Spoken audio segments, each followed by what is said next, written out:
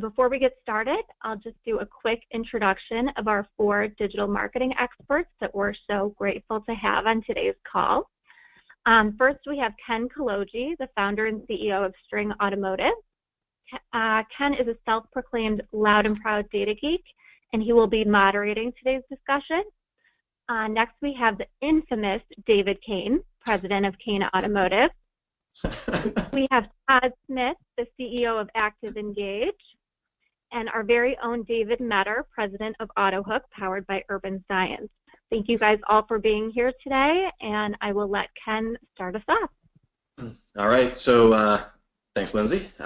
Thanks, David. Thanks, April. Thanks, David Kain. Thanks, Todd Smith. Thanks, everybody, for for not only setting this up but for participating. So, is my audio okay? Just want to make sure that we've switched to live mode. We're good. All right. So a little bit of context for everybody before we jump in. The 4 of us did sort of a pre-NADA panel, very similar, not quite as focused as this one is. Although I don't know if this one's going to be that focused, gentlemen, but we'll try to get through it. April, David, and Lindsay all thought it would be a great idea to sort of recap this and or do it again in webinar format. So. We all thought it was a great idea. I don't think any of us have any beer, though. That's the one thing that's missing this time around. Anyway. Well, leave it up to Todd. All right, so yeah, so this, it says San Pellegrino on the outside, but on the inside, we know it's something a little more exciting, David. David Kain taught me that trick a long time ago in the car business. Exactly. So we kept things, I would say, pretty pretty informative, pretty educational, but also pretty pretty light. And I think we're going to keep questions to the end. Any attendee questions, I think I can see them if they show up here. But anyway, we'll get started. So this is the theme of this webinar is tactics to succeed, right? To grow share, to grow sales in a flat or down market, which to me is a great topic because. Even though January and February have started out on a high note this year, sooner or later, as we all know, the music's going to stop or at least slow down. And I think it's really important for dealers, especially from a digital perspective, to be able to get some techniques to figure out how to succeed when things aren't maybe as great as they have been over the last few years. So I've got a slew of topics and questions here. I'm sure we'll get through only a handful, but let's get going. So if we all agree that sales are going to be harder to come by, right? This year, certainly in the years to follow. How do we, as dealers and as vendors supporting dealers, how do we identify areas of opportunity to really focus in on? And I'll open that up. Why don't I go? Let's see, from my perspective, David Metter. Why don't we start with you, and then I'll go to David Kain, Todd Smith. So hit me up with that again, if you don't mind, because I was staring at David Kain and I know, I'm just staring with no beard, and I'm like, man, where's Nancy go? I know the roles have switched. It's a little it's a little disconcerting. So basically, look, if sales are going to be flat or down, how do we identify areas of opportunity? And that could be something as specific as campaign by campaign, vendor by vendor. Could be PMA wise, market wise. Like where do we try to focus? Because I think focus is going to be key, right? We can't, if budgets tighten up, if again, if leads aren't sort of coming through to the level that they may have been, how do we focus, right? How do we identify those areas? I heard you the first time. I just wanted you to have to repeat. Yeah. I think the easiest answer for that is to keep what we have. And what I mean by that is each dealership, all the way up to a manufacturer, has their own book of business. And I think that when it comes to, we know that the lease penetration has been immense over the last 3 or 4 years. And that book of business is starting to turn. And to be aware of it and to be able to have pieces in place to take care of that business so you don't lose it is, I think, it's probably the most important thing. I think that anything that you can do to continue to keep your market share within your own backyard. So if I'm thinking through my PMA and I'm thinking through my lease term, and I have a good plan of action for both of those things, that's probably the foundation for success around, not falling in the down market. Yeah, strategically. And I'll come back to you for some tactics around how precisely to sort of capture that opportunity. Mr. Kain. Yeah, so just to dovetail a little bit with where David was going, and he did kind of rattle on, so I don't know really where he was going with that, but I'll kind of finish that thought. So where I think he was going is someplace that he and I've talked about quite a bit is he got his start with customer relationship management, and working at the dealership there in Dayton, Ohio, he knew exactly what it was like, as did I at our family dealership, and Todd, his dealership. It really is incumbent upon dealers to do a great job with their own database. Something that we overlook consistently is we're always out there trying to conquest, we're trying to expand our market, while at the same time we're not guarding our flank and we're not doing a really good job. So some of the strategies that David has shared with me over the years that he's put in place at dealerships that he's worked at is, let's really concentrate on covering our backyard. Let's do a great job with having a core strategy that facilitates that kind of protectionist approach, while at the same time there are growth opportunities out there by model, by segment, that we should be able to take advantage of. So I think dealers really need to focus inwardly to some degree, and then make sure they perfect their relationship building skills with their current client base, and then be able to grow outwardly once that foundation is well prepared. Fair enough. Yeah. Todd? Yeah, what David said. Both of them. No, I think it's pretty easy, right? The idea, it's I think always sound. Focus on your existing customers. And I think looking at outside our business quickly, you could look at like Starbucks. You could say that they're in the coffee business, but they're technically not in the coffee business. They're in the customer service business. They just happen to sell coffee at $4, $5, $8 a piece. Now, you think about that, coffee is a commodity. A lot of new cars, it's kind of a commoditized product, right? So you have to find a way to stand out, and that's building a relationship with your existing shoppers first. Own your database, own your local market.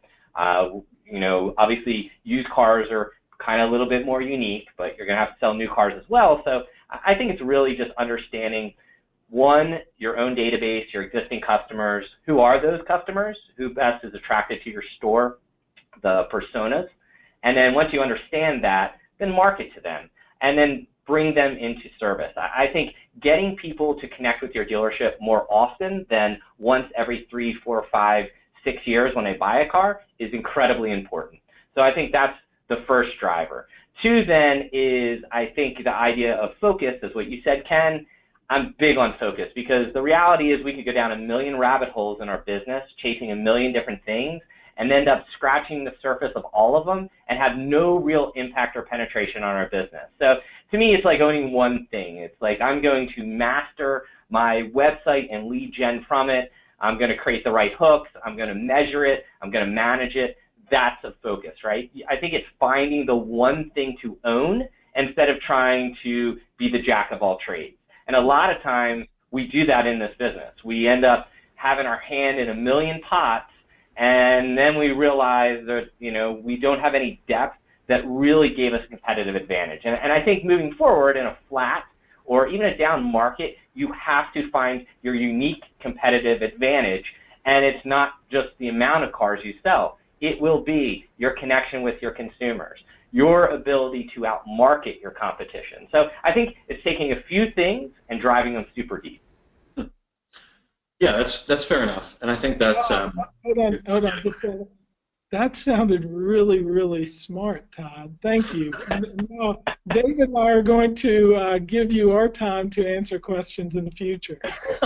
Hey, maybe if you guys would just step up your game, it could all really be good. Exactly. Todd's not even wearing glasses. That's impressive.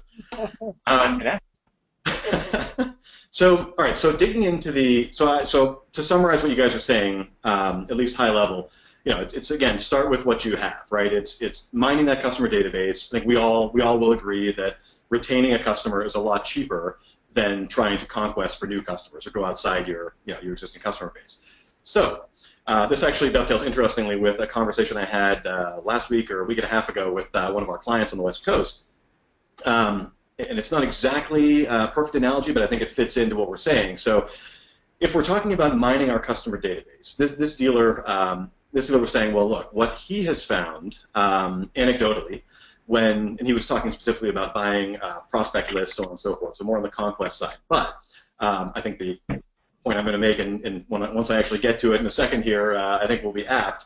And this speaks, again, to Todd's point about competitive advantage, focusing on that. So this guy's point, this GM's point was, well, listen, what we found is that even if we have a good, compelling value proposition, right? If we're marketing to prospects with good message, something relevant, right? We think these guys are going to be these people are going to be a good fit for us.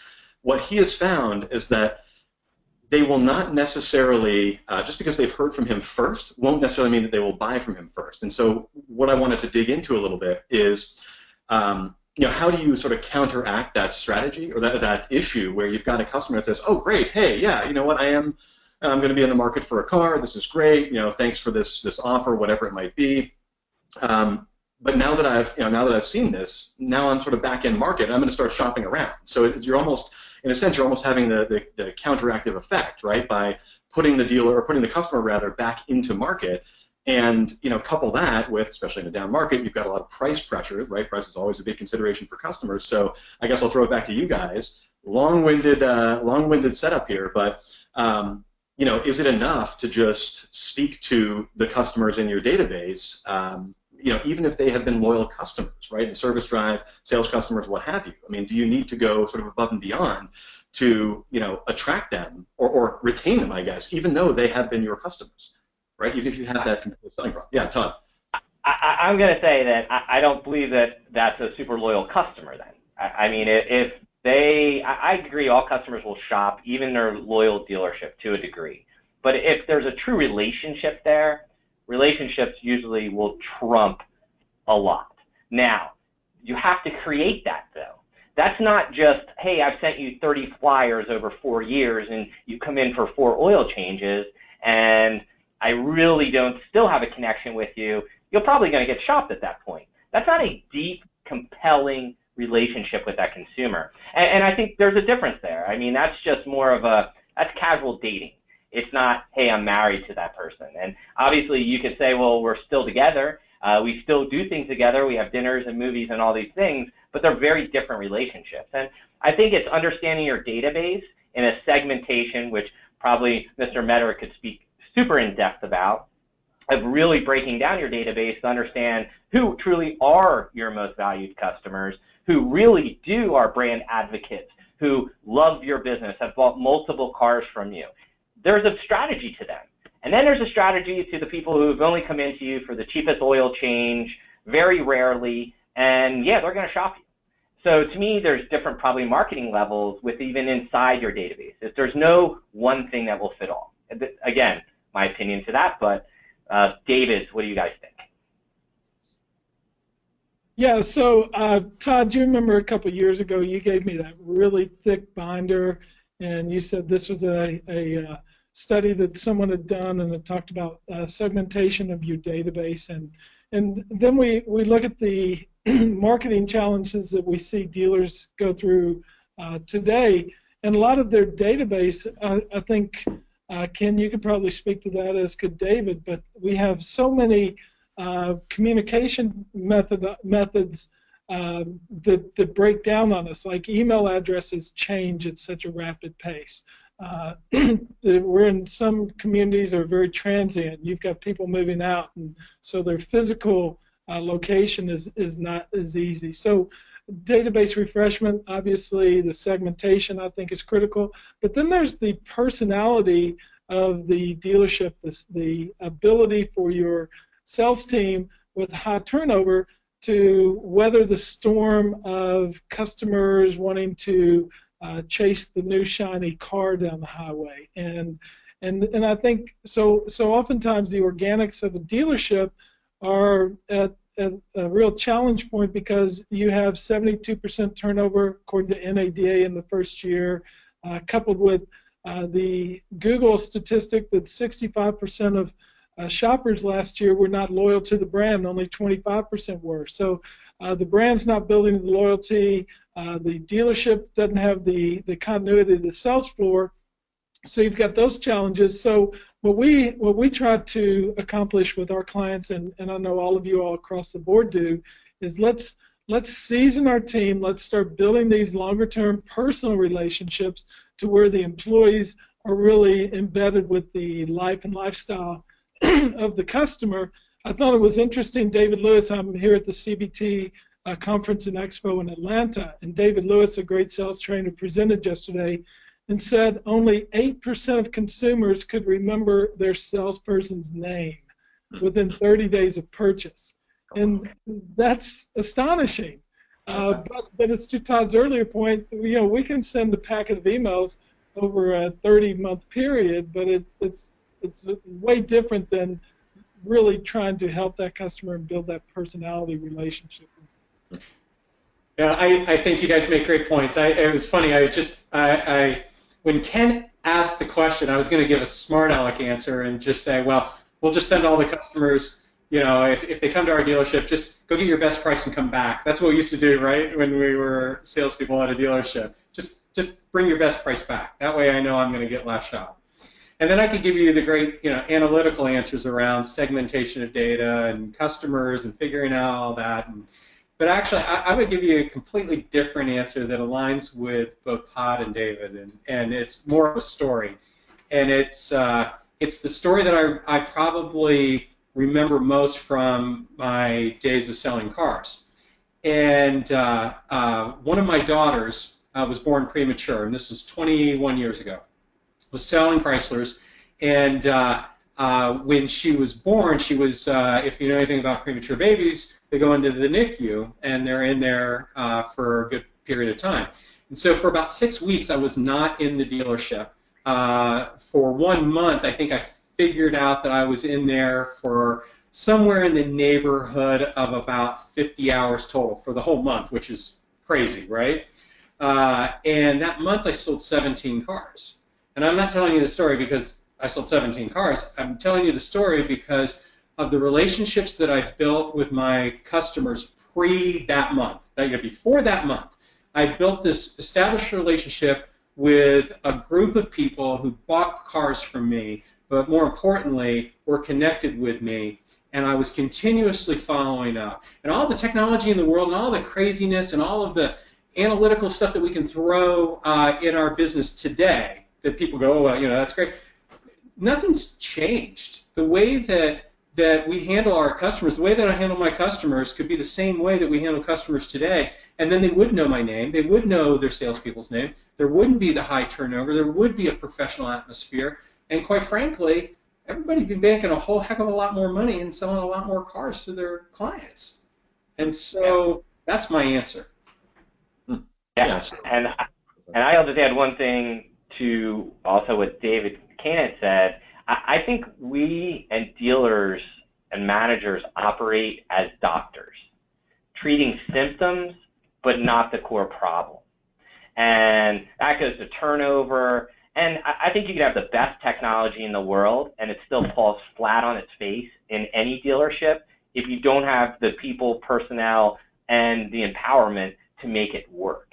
And I think that's a huge fundamental issue that a great dealer has to get past and say, I need to get to the root cause, work on that, and not just try to treat symptoms of all the, arbitrage, all the stuff coming at them in the triage, and all doctors do at the hospital, they're just treating symptoms left and right, and they just never get to the core of what really got the person to those symptoms to begin with. So yeah. I just think I'd lay into that as that's probably a critical part of what determines a super successful dealer that's very well run from a dealer that's constantly in that grind and struggle. Yeah, I definitely agree with that, and I'm sure you guys would too, David and David, or the Davids, as Todd says. And so actually that was one of my, this is actually a perfect, I wanted to, what's that? The D's! Yeah. So we're having fun. So one of the comments actually, Todd, that you had made back in January when we had the the other panel was precisely along those lines, i.e., look, there's too much technology in dealerships, right? So and obviously you're being consistent, which is great. 6 weeks on, that's good. So let's dig into this theme a little bit. So if we all agree that, hey, all the technology in the world is great, but it's not going to, they're all band-aids, right? They're not going to solve anything. There's no silver bullet out there, and ultimately, when it comes down to it, whatever technology you have has to be used by a human being anyway. And if you don't have processes in place to use the technology, or to have decent customer relations, or to manage turnover, so on and so forth, then you could have a million leads coming through every day, right? And they're never going to be, phone calls are never going to be returned, emails are never going to be answered. So, and again, this is not, process is not a quick fix, right?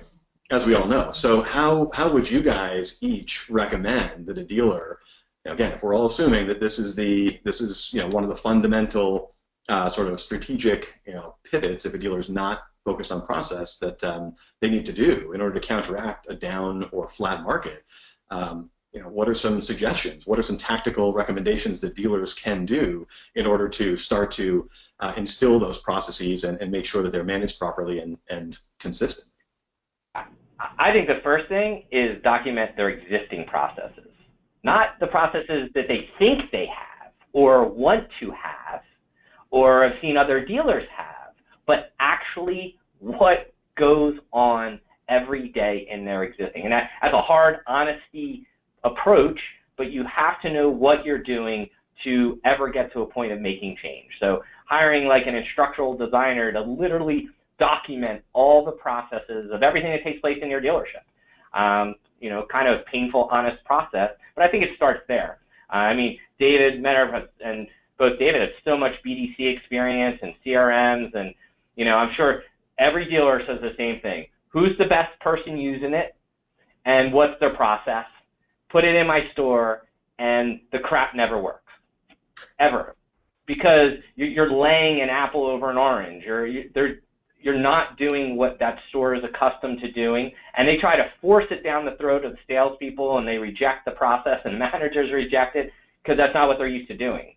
So I think the most important thing for any dealer is to have great documentation of what actually is happening. Not what is people say are happening, but what is actually happening.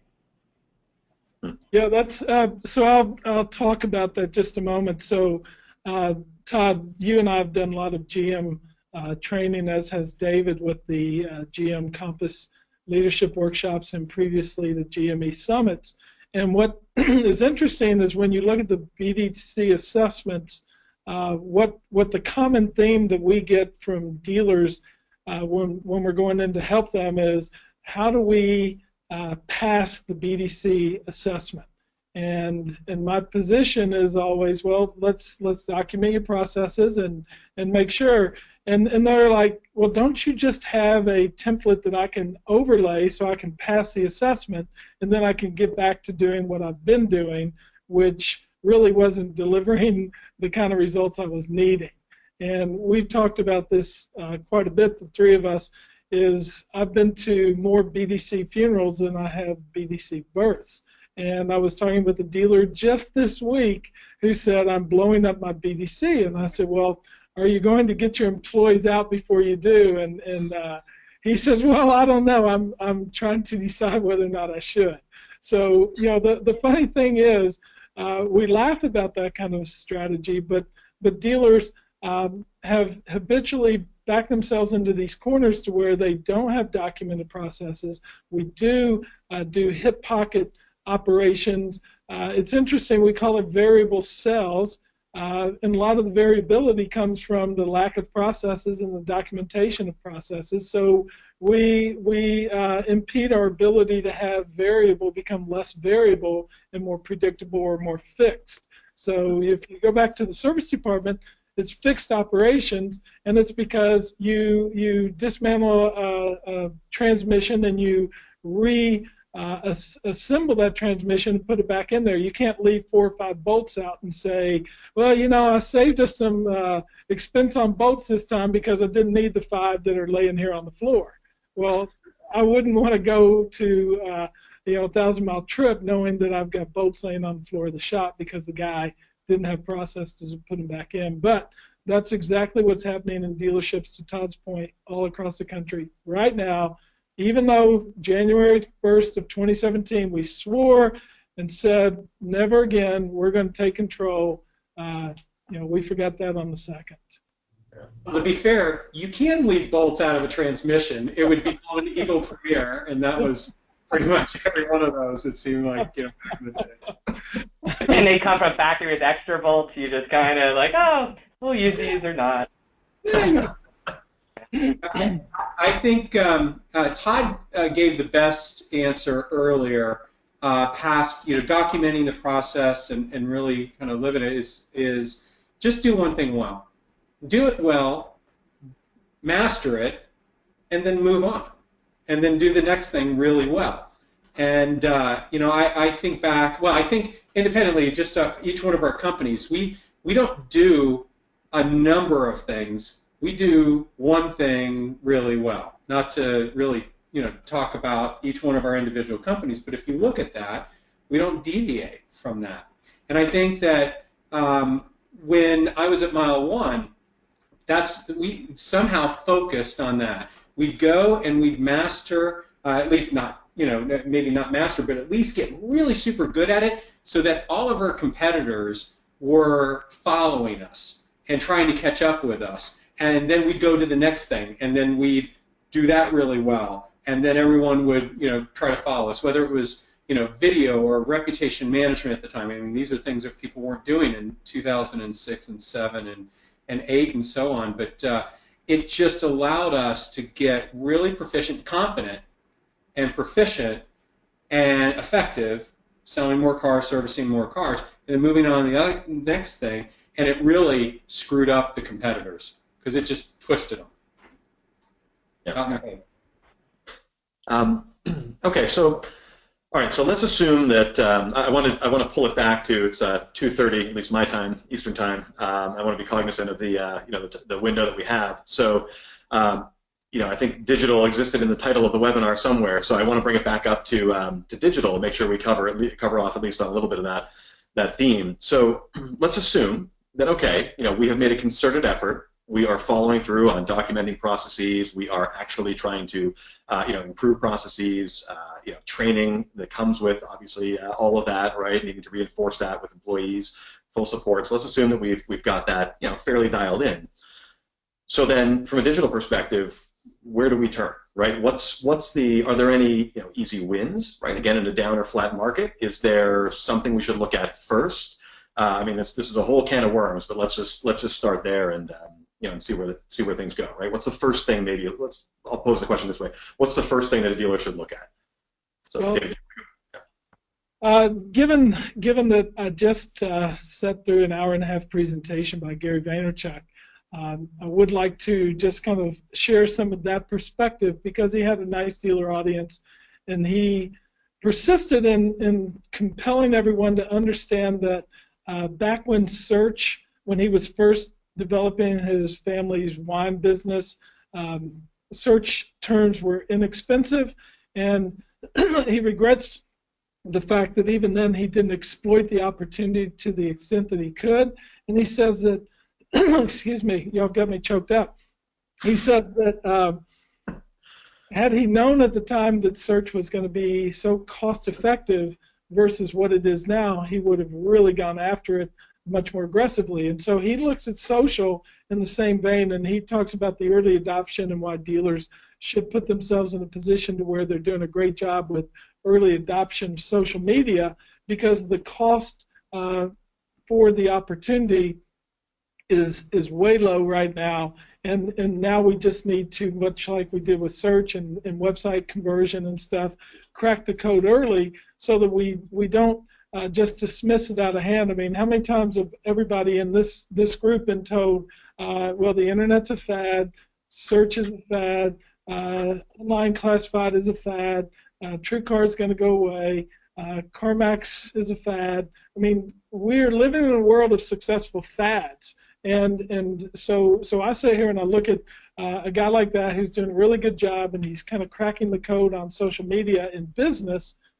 I think dealers really should explore that. And so we look for the tier one provider or OEM to sit here and say, well, let's let you designate whether or not social works. And so GM will try it, or Ford will try it, or Toyota will try it. And then dealers at the tier 3 level will give up and they won't get involved with it. But the fact of the matter is, I'm really bullish on the fact that, this conversation's revolved around relationships, and I think that's where social gives us a leg up at a very inexpensive price point to start with. And I love to see our clients get more engaged at that level. And of course, David and Todd probably have more science behind that, but from just a grassroots level, I see that as a good opportunity for 2017. You guys both heard me at the GM Compass Tour. One of the things that I threw out to every one of the dealers that participated was take your existing customer base and put it into custom audience for social. It is, so I completely agree. I think, I joked about that we were buying Chevy Suburban keywords back in, 2004 and 2005 for 20 cents. Yeah. And we thought we were overpaying. So imagine what you can do with a custom audience with Facebook, with your existing customer base to remessage it. If I were selling cars, I would take my customer base and do it independently if my dealer wouldn't do it. That's how much I believe in that path. Yeah. I mean, I look at it the same. I think this is also an education business. I think that you have to just be a student, and you have to be open to trying and experimenting. I mean, we live in such a world where tech is always changing, and what's the latest thing? I mean, it went from Facebook, Instagram, Snapchat, Marketplace. I mean, you could go through a litany of types of very cheap social marketing platforms to be able to leverage. And I just think you have to be a good student. You have to try. You have to keep working through these things. And I think a lot of dealers, they just want to hire somebody to do that, but they are best vested to learn this themselves from a first world perspective. It's impossible to me to manage something really well if you don't understand it at a granular level. And that means doing it yourself for a period of time, getting some traction, and then you'll realize you don't even want to turn it over because you can have a huge audience. I mean, Gary Vee has millions of people following him, business people all over the world like his show. Obviously, he's written books off of it. I mean, he's done all these things, and we just haven't seen, if I go all the way back, David Kain, remember the kid who was videoing on YouTube, Saab, what was his handle? Doing car walk around. Yeah. What was it? Saab Kain 04, and he's got over 300, probably 400 million views from 1,200 vehicles that he's done walk around videos on. Wow. This kid's views outpace some of the OEMs. This is unbelievable. Think about this. Look at someone like General Motors spending hundreds and hundreds of millions of dollars trying to do their digital marketing and getting, a well-rounded YouTube channel. And then a kid comes along, does a walk-around video with not even a GoPro, and he does such a thorough job that anybody who's really interested finds that content. It's creating powerful content that people will seek out. And this kid, has built an unbelievable, business, which I think now he's been able to capitalize a little on. But a dealer could have done this easily. Yet it was a 17-year-old kid who was just passionate about cars. And that's the amazing thing. But I think it's education and not putting it off to hiring somebody. Actually taking the reins and understand this from a first world perspective. Because when you have the boots on the ground, you have a whole different perspective for how these things work than when you're just getting a report that, we have, 800 YouTube likes. Well, what does that mean in retrospect or perspective? Well, not a lot. So, it's having context. And the only way you're going to get that is by actually doing it. Yeah, I'm sorry. Could I interrupt for just a moment? I wanted to just say, you two in particular have been models for being at the dealership and learning this. Todd, years ago when you became Google certified, just to put your money where your mouth is with where you're going. David, the companies that you incubated when you were with Mile One and created. So you did the skunk works, and you sometimes see dealers to become hyper dependent on someone else to bring the ideas, and our industry is really crowded with great dealer ideas that have come, and I want to encourage dealers to become more digitally focused like you all were at Mile One and what you've done with your business, Todd. I know dealers on a digital standpoint need to become less dependent and more first world as you described. So please excuse me, David, take the floor. No, I wanted to really talk to Todd's business because I know he's not going to. We're not going to talk about our own business, but I'm amazed at the lack of great and consistent use of chat and with texting. We have people who can't talk, like me right now, can't talk, but they can text and chat with the best of them, and yet somehow we're not connecting with all of these consumers in that environment. And if we just did that really well, if dealerships would just do that little piece really well, it would change their business. It's just amazing. So I can say that because it's not my business, Todd, but where's my $20? Hold on, I'm pulling out my Amex for you, David. You do take Amex, right, buddy? We're good? Okay. So yeah, two quick things, and then I want to touch on one last topic before we maybe break for some questions or what have you. So just to throw in my own 2 cents. So Todd had suggested a few months ago. He said, "Hey, you should dabble in Facebook advertising." Again, this is B2B, right? This is us advertising some of our own stuff, through Facebook. And he said it's super cheap, exactly what you guys are saying, right? It's very cheap. It's a great way to get some sort of real-time, real-world market feedback on how people respond to ads without having to go all in, right, and commit to a big campaign. And man, he was spot on. I mean, it's the, as you guys are saying, the affordability and the effectiveness. It's, again, this is not us advertising to individuals, to consumers, us advertising to dealers, but the same principle applies. It is wide open right now. It's highly effective, huge audience. To David Metter's point, that's a brilliant idea. Just load your database in to create a custom audience. That's an awesome idea for that sort of retention. It's something that I've never been a huge social media guy. I should be better at it, but I've never been sort of Mr. card-carrying social media guy. But man, the effectiveness was incredible. So yeah, I second that entire attitude around Facebook advertising, social media advertising, as being a new, sort of a new frontier, as it were. And just look at my notes here. Yeah, so I also made a note. Speaking of the same dealer, actually, last week, we covered a lot of ground when I paid this client a visit. But one of the things we found when we were looking through from an analytic perspective, and this will segue into the next, I guess, final topic. One of the things we found was that while through traditional digital metrics, the social media advertising that this particular dealer's agency, he wasn't doing it himself, but his agency was doing, didn't look so great, right, in terms of number of visits, click-throughs, as it were, unique users, so on and so forth, conversion rates. But when you looked at it from a perspective of engagement, it was the number 1 or 2 source of traffic. Right, so again, it speaks to that relationship building, and it needs to be, in my opinion, in our opinion as a company, it needs to be evaluated through a little bit of a different lens than maybe other digital traffic should be, or is, or has been up to this point. Again, it's much more of that relationship engagement level as opposed to just the hard metrics of, how many click-throughs and so on and so forth, which, in my opinion, is one of the reasons why I think social media has struggled to become as much of a presence in the dealer's arsenal from an advertising perspective. So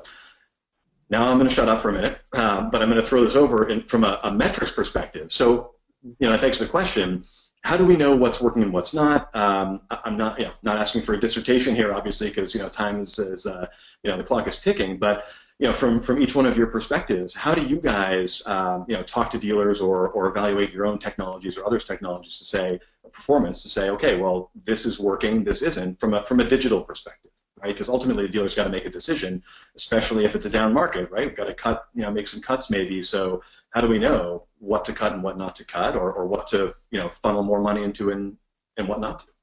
So I don't know who wants to go first, but.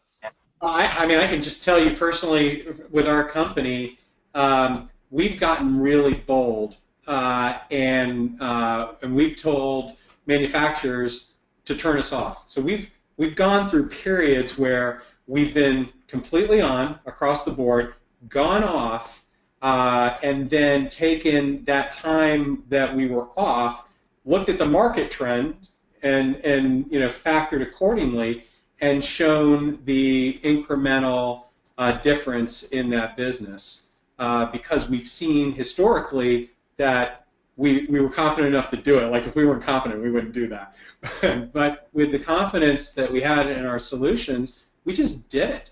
And I think that becomes very telling when you're able to show that incremental growth of business, based off of on-off. But just to quickly, sorry, Todd and David, hold on one second. Just to sort of dig into that for 1 second, Mr. Metter. So that's not always an option, right? To shut. I mean, with Cars.com and Auto Trader, it seems to always be the option, right? It's like, let's just shut them off for a few months. Yeah, that's a good point. Yeah, they get picked on probably more than anyone. Yeah, for better or for worse, fairly or unfairly. But for dealers that maybe aren't willing to take such a binary leap, right? Just to shut something off, or for a vendor who's not willing to do that, what's maybe just a couple of quick bullets around what are things for a dealer to look at to gauge performance, and then we can move on. Sorry, Todd, I know you wanted to speak, so. Oh no, I was going to agree also with David to the point. Like, as a marketer, the only way you know is if you're totally black, right? And then you add stuff back in to know what works. But I think we live in a world where customers don't ever touch one thing. There'll never be a single channel again that's going to perform perfectly. We're going to have to realize consumers are meshing through multiple channels to get to us and ultimately show up in the dealership. And we're going to have to understand that, and I think we're still probably a little while away from having the perfect algorithm to realize that. I know David and Urban's they've been working on that by understanding cross-channel marketing and the impact it has. I know Google's been working on it, Facebook works on it. Everybody's looking at it and working on these pieces to understand that algorithm that will realize how people are, saw Facebook ad, watched the YouTube video, went to the website, had a chat, got some information, ultimately saw a Google ad, texted the store again, and came in. I mean, this is the new reality because we have all these diverse channels for potential contacts. So I think for a dealer, if you can't measure it, you can't manage it. So don't pick channels you can't measure, and get true data back.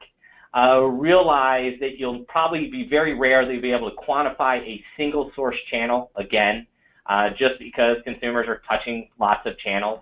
We saw that data coming back. We did a study with GM where we sent them tens of thousands of chats and they kicked back, well, these people bought cars, some of them bought from different dealerships. Well, that was still a valuable chat lead. They bought a car, just not from the dealer because of any million variable factors. The dealer never called the customer after the chat. So they chatted somewhere else or walked into a store. So you see all these variables, and I think looking at it moving forward, I think a dealer just needs to have a good understanding of how his money is being spent and have enough reporting coming back to just be able to learn to understand it. I don't think, there's some super dials in the back that you can just throw a bunch of switches and this stuff works anymore.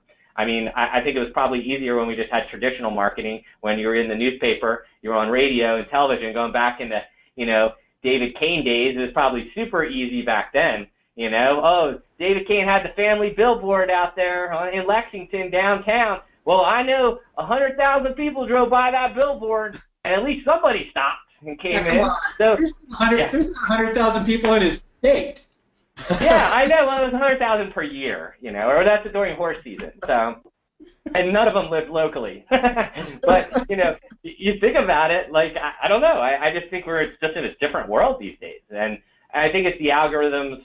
Once that stuff clears up and works through, that's I think when we'll be able to measure stuff even better. But I think from Urban's perspective, they're able to measure at a whole level beyond what most people are doing even right now. I know your product, Ken, I mean, you're able to see so much into the DMA, the PMA, all the data as well, you know, and then I think you got, you know, Mr. Kain, who's actually, he's the ground truth who's actually making this stuff happen. Because the true measure is always how many cars you sold, right? I mean, at the end of the day, how many cars did I sell? How much did I book in service? What did I do in fix and parts? That's the true measurement. I mean, you know, and you're gonna, that's what to me will be the ultimate, you know, that's the litmus test, right? So, yeah. I'm already getting hate mail for messing with Kentucky. Jeez. Well, so Todd, I thought you had a really valuable narrative there, and I was listening to everything really clearly until you introduced a new sporting season called horse season. I've never heard of it before. Being from the central Kentucky area, I would have thought I would have known of horse season by now, but maybe we better go ahead and trademark that. Thank you. I figured there's horse season when you have these yearly things or whatever the yearling things. I don't know, these horses and things happen. There you go.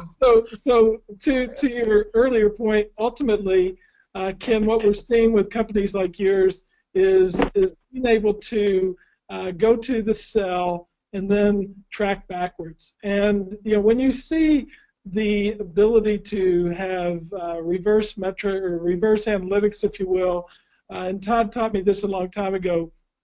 Let's follow the click stream and let's understand what the dynamic was. And we've all kind of kicked it around today. Is everybody's assisting everyone to get the opportunity, whether it be the phone call, the walk-in, or the lead, or the chat, all of those. So what we always counsel our clients on is make sure that your home court is really designed properly, your website, and then you can add a AutoHook coupon, so that will bump your conversion. So if you're following the metrics across the country and you see that the average conversion on websites is around 2 to 3%, and in some cases reports that you see are 1.5 to 2%, you know, add a coupon on there and then get a 3% conversion rate, and then be able to follow that customer as they go through the shopping cycle and then introduce stimulants that you can do with an AutoHook. Or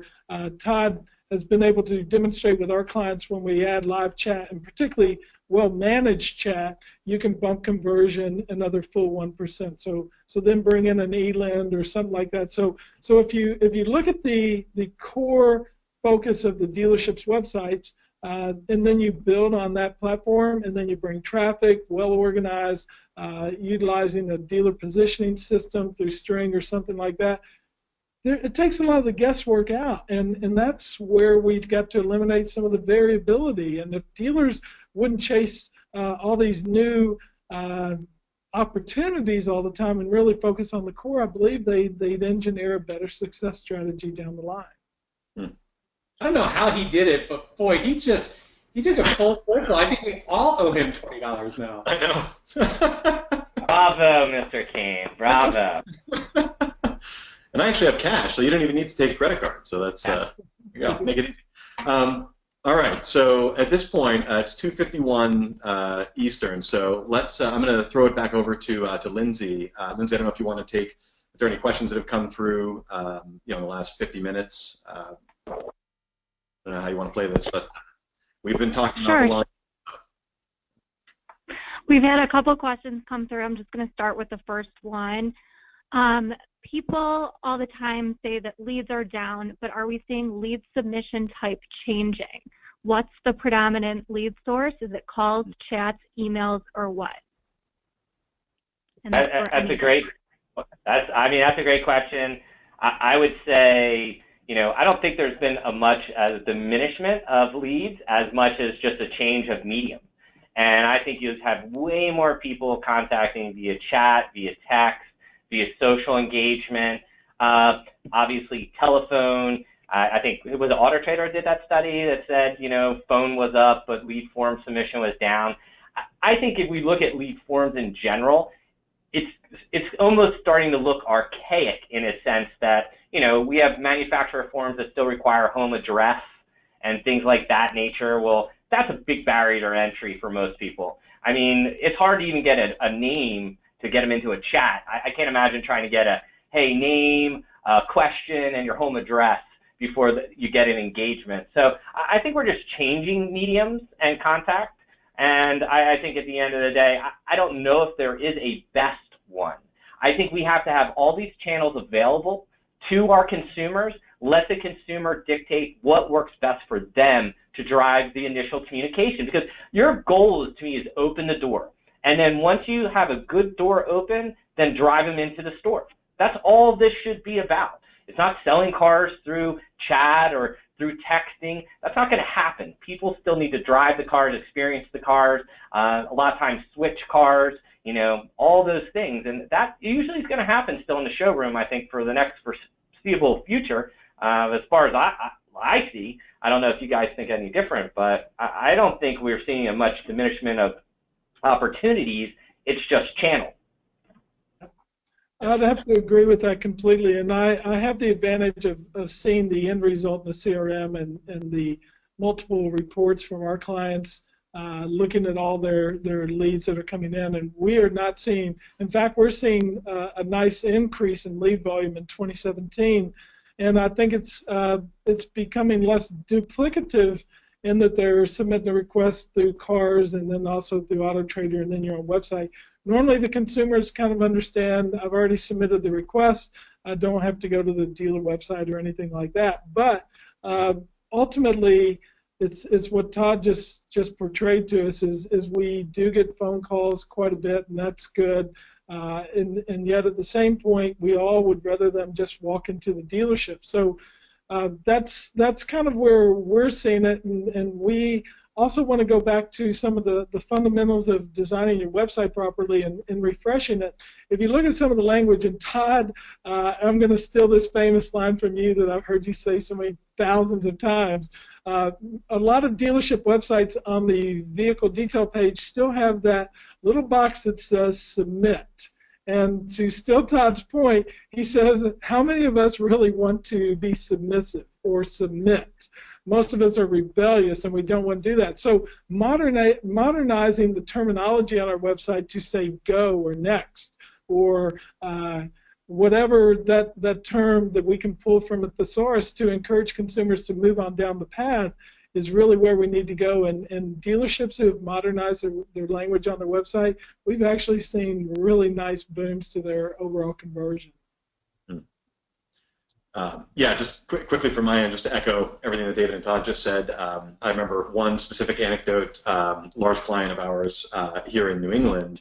This was a few years back, when email, specifically email leads, began to sort of taper off a little bit, and again, to Todd's point, David's point, clearly, as we found out, again, consumers were just shifting their behavior. It's not like they were, so anyway, the dealership was, of course, freaking out, understandably, because that was the metric they had looked at. They hadn't anticipated a shift in consumer behavior, and but then you looked at the sales, and the sales were continuing to keep pace, even with an email volume decreasing, right? And so they learned after a few months, okay, this is the new normal, but I remember, it was a few years ago when, again, there was this sort of shock when the change in behavior happened around the same time. Mobile was becoming more predominant, and again, a lot more research, less definitive contact, a lot more research, and then going in, for example, or to David's point, one submission as opposed to multiple. So anyway, David, I'll throw it over to you, Mr. Metter, for any further comment. I think you guys covered it well. Maybe we can sneak in one more question before we disconnect for the afternoon. Yeah, okay, let's do one more question. And again, this is for anyone. If the market is going to be flat, should I keep my ad budget flat, cut it, or add to it? Ooh, that's a good one. Mr. Metter, why don't you start us off? From this one, so. Mr. Metter, you were CMO of Mile 1. Here, this is your year. What do you do? So I would cut And the Okay. way that we would cut, I would do strategic cuts. And I would look at the things that are working really well. And this goes back to my Mile 1 days. Even when we weren't in the down market, even in 6 and 7, we shifted. And we put more money into things that we could see that were working and working well. And then we cut the crap out of the things that we could not see an ROI and or couldn't put our finger on it. And when sales didn't dip, we knew that it was the 1 + 1 = 3 saying that we had within the group. Yeah, so I think just to kind of give an organized context to that, I love it. You're Oh my God. What I mean is, from a reporting standpoint at the dealership level, what I am always coaching our clients on is all the vendors come in with their ROI report or their proof of performance so that they can continue to get a big check written to them. So what I beg our dealers to do is to create their own report so they can turn around to the vendor and say, here's what we're holding you accountable to. So there are primarily 3 things that we look at when we are evaluating a vendor marketing relationship. So that's going to be their close rate. And so we look at all the sources, and including their own dealership website. We look at the close rate. Then we look at the gross per vehicle sold, which is coming from the dealership framework that the 3 of us have. We understand per vehicle sold gross is really critical, looking at front and back end gross. And then the last one is cost per vehicle sold. And what we're asking our clients to do is to filter all of the vendors they work with against all the marketing vendors, the lead production vendors, the call production vendors, against those average metrics. And anyone that gets 2 checks versus 3 stars across those 3 metrics, you got to put them on report. Maybe you need to blow them out of there. If you're going to do charity work, send it to the Red Cross or some other noteworthy charity, but quit writing checks for companies that don't perform. Yeah. Hear you, man? Yeah, that was way better. Thanks. Yeah. I know. Hey, mic drop. That was a good note to end on. I mean, that's wow. Got 3 o'clock, so I don't know. Are we out of time? We good? We are out of time. Thank you so much, everyone who joined. Thank you to our panelists for taking the time. That was wonderful, and I hope everyone has a wonderful rest of their day. Thank Take you. care. Thanks, Thanks, guys.